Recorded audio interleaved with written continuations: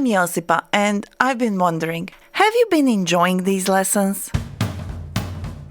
Well, we hope so, because today we are talking about the exact opposite. People that are unhappy and dissatisfied. We'll practice phrases we can use when we need to handle dissatisfied customers. That is, customers who are not happy for some reason. Dealing with complaints raised by an unhappy customer is not always easy. So, we've prepared a set of phrases that you can use whether you are a small business owner or someone working in a larger company and dealing with customers. Okay, so let's join Alan. He's been waiting for a delivery. At last, thank you. Alan is worried about the package he just received. The size is much smaller than he expected. As he unwraps the box, he notices that the plastic on the lid of the box is cracked. Disappointed, he calls the company on the number printed on the instruction manual that came with the parcel. Indoor Urban Gardens, how can I help you? Hi there. I just received an indoor herb garden that I ordered, but it arrived broken. Oh, I'm sorry to hear that. I apologise for the inconvenience. Can you give me your order number and some details about the damage so that I can help you? Sure. My order number is 62345. When I opened the package, I noticed that the plastic cover was cracked, and also, the garden I received was much smaller than the one I ordered. I wanted the larger one. Oh, that's no good at all. I do apologise for the condition of the garden you received. As for the size, let me have a look. Okay. It looks like there's been an oversight on our part. I'll definitely look into this issue. And of course we'll make it up to you. Would you like me to send you a replacement, or would you prefer a refund? I'd like a replacement, please. You know what? I'm really impressed with how Claire dealt with her dissatisfied customer. I took a closer look at their conversation, and I noticed that it provides a sort of roadmap that anyone could follow when they are faced with a customer who is not happy. It's like a step-by-step guide to turning things around, meaning making something bad or difficult get better. So, if you are turning things around, you are changing the direction of a situation from negative to positive. Let's hear again how Claire did that. Oh, I'm sorry to hear that. I apologise for the inconvenience. First, Claire apologized. This is actually one of the simplest things to do, but also the most important. There are lots of ways to say sorry. If you want some more examples, we explained several different ways in a previous episode how to say sorry. Claire then needed to find out exactly what went wrong. So, to find out more, she asked, Can you give me your order number and some details about the damage so that I can help you? Here, Claire asks for the order number so that she knows more about what was ordered when. And then she asks about the damage. That is, about in what way the garden was broken. What is wrong with it now? Or, to give you another example, you could say, Could you give me some specifics so I can help you? More specifics is just another way of asking for more details about the problem. So the first step is to start off nicely and apologize. The second step is to find out more about what went wrong. Now, what do you think the third step could be? Yes, a useful third step is to take responsibility for what happened, so that the customer knows that you are looking after them. When Claire checked her computer and realized the company had made a mistake and sent the wrong size garden, she said, It looks like there has been an oversight on our part. An oversight is when something important is accidentally missed or not noticed, leading to some sort of mistake or problem.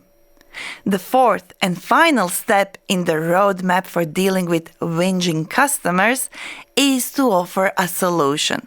But be careful. Whinging is an informal way of saying complaining. It's negative and a bit rude, so you would never want to use this word in front of the actual customer. Claire said, Would you like me to send you a replacement, or would you prefer a refund? A replacement here means he would like a new garden to replace the one he was sent. Or would you prefer a refund? A refund is when someone receives money back after having paid for a product or service if it was not satisfactory. We often try to make the customer feel better by offering them a solution, but sometimes this is not possible. Let's say Alan provides cleaning services, and today he's having a really bad day. He was supposed to clean an office, but his customer didn't show up. Now they're on the phone, complaining and demanding that Alan goes back. There seems to be some sort of mix-up. The booking was confirmed. We've waited 30 minutes and nobody opened the door. If you wish, we could make another booking. Listen, Alan, it looks like I might have made a mistake, but I don't want another booking. I need you to come straight away, or I'll be in trouble. I'm sorry.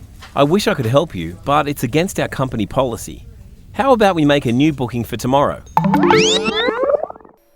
Sometimes, like Alan, you need to stand your ground. That is, hold firm to your position, especially in situations where the customer is dissatisfied because of something that is not your mistake.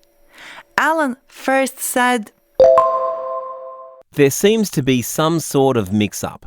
A mix-up is some kind of confusion or mistake. We use the phrase seems to be when we want to soften the impact of what we are saying. In this case, that our customer made a mistake. Now, do you remember what Alan said when he stood his ground? I'm sorry. I wish I could help you, but this is against our company policy. This type of response makes it clear that, unfortunately, you can't do what they're asking because it goes against the company rules.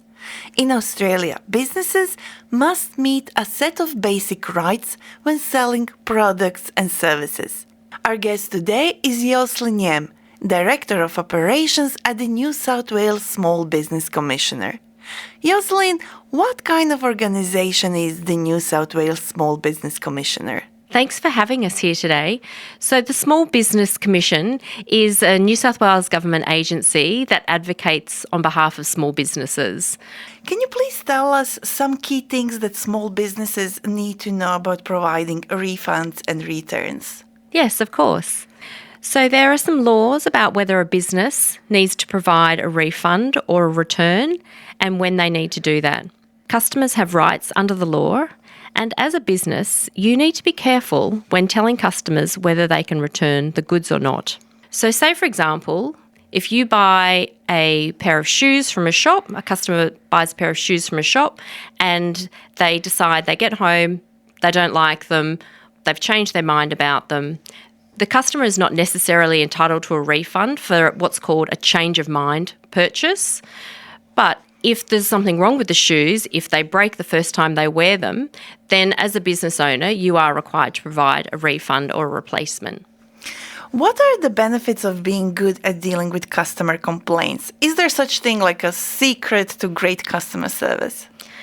Most definitely. So one of the things is that, when you run a business, there's always going to be customer complaints, unfortunately.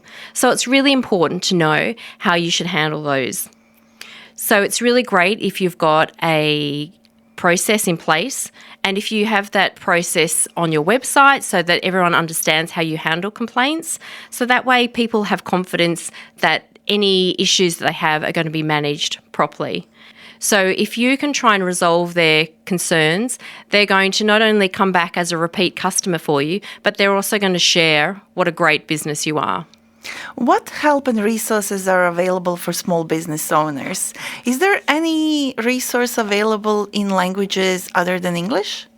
Yeah, definitely. So we have 3 main services at the Small Business Commission. We have a call centre that can be contacted during business hours to understand what information and advice we have to provide you. We are experts in retail leases, so if your lease is coming up for renewal or you're behind on your rent, we can offer advice on what to do. We can also help you if you're in dispute with another business or your landlord. For example, it could be for an unpaid invoice or a disagreement about your lease. We have a mediation service that can help with these disputes.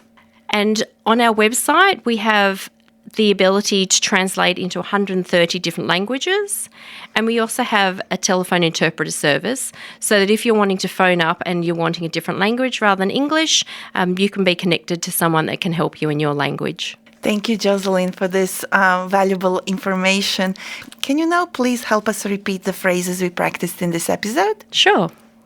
What does it mean to turn things around? To turn things around means to change the direction of a situation from negative to positive. What is damage? A damage is physical harm or negative change that happens to something, causing it to become less usable or valuable. Now, let's repeat after Claire and Alan. First, the questions you can ask to find out more about the problem your customer is facing. Can you give me your order number and some details about the damage? Could you give me some specifics about... Phrases we can use to take the responsibility for the problem.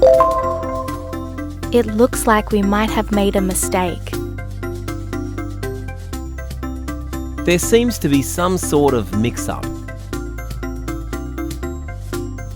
Phrases we can use to offer a solution. Would you like me to send you a replacement?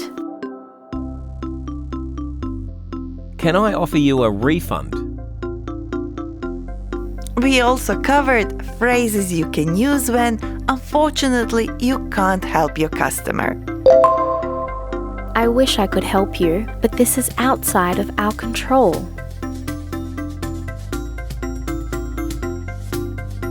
I'd like to help, but there's nothing much I can do. I'm sorry, but this is against our company policy.